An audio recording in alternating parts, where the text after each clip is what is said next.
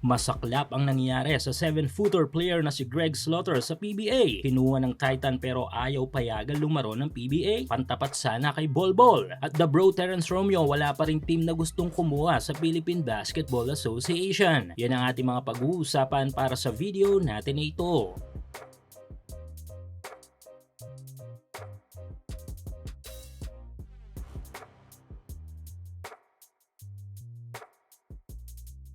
So wala nang duda na ang TNT tropang 5G nga ang team to beat ngayon sa ating pambansang liga na PBA. Even nga si The Kraken Junmar Fajardo ay naniniwala dito. Kumbaga hawak nga talaga ng TNT ngayon ang beat.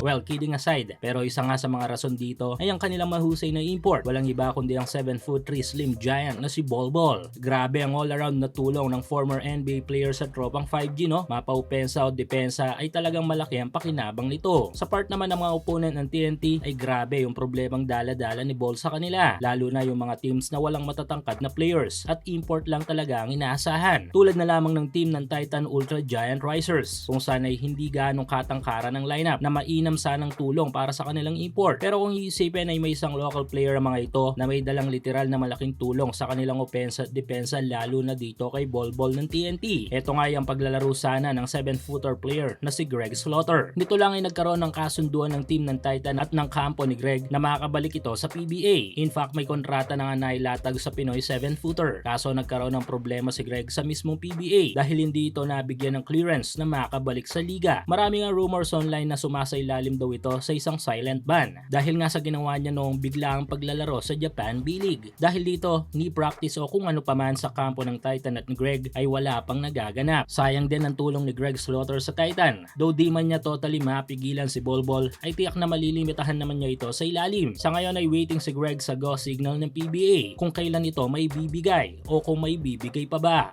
Suportahan ang inyong paboritong team sa PBA, NBA at MPBL o kahit pa nga sa mga overseas league. Full details sa comment section. Samantala, speaking of waiting pa rin hanggang sa ngayon sa mga team offers sa PBA ang nag-iisang The Bro Terence Romeo. Matapos ang stint nito sa team ng Terra Firma ay naging free agent na at wala nang ang nagka-interest na kupunan kay The Bro. Dahil dito ay naglalaro na lang ito sa ilang mga liga sa labas. Pero minsan ay naimbitahan ito na lumaro para sa ating national team sa FIBA 3-on-3. Kaso di naging maganda ang kampanya ng ating pambansang kupunan. Kaya ngayon ay bakante na naman si Romeo. Kung sakaling may kupunan na may kailangan sa serbisyo ni The Bro sa PBA ay ito yung mga sumusunod. Tulad ng Blackwater na kailangan ng isang legit scorer at go-to guy.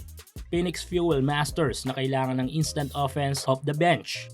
At Terra Firma na kulang ngayon sa star scorer sa kanilang kupunan. Kayo mga ka-hoops, kung kayo ang tatanungin, sang kupunan ngayon sa PBA na babagay ang serbisyo ni The Bro Terence Romeo? I-komento nyo lang yung opinion sa ating comment section.